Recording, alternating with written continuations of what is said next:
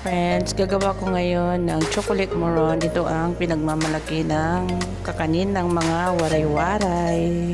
Ito ay giniling na bigas na may halong kunting malagkit. So, isiseparate yung white at chocolate. Sa white po ay margarine lang po ilalagay. Kunting margarine lang po at talang po dyan.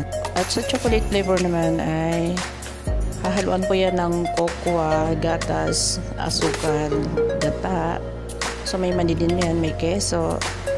So, ayan po yung paggagawa po namin ng chocolate moron. Dahil sa natatakam ako, nagluto ako ngayon. Ayan lang po. Ganyan lang po kadali. Madali lang tingnan pero napakahirap po gawin yan.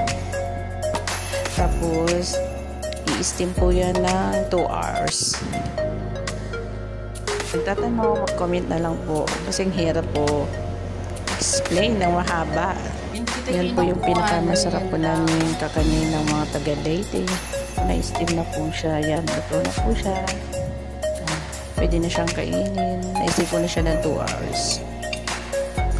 Hi guys, Yum, yum, yum, yum. Ayan na po. Madali lang siyang kainin pero napakahirap talagang gawin nito kasi ang tagal nitong hahalukayin.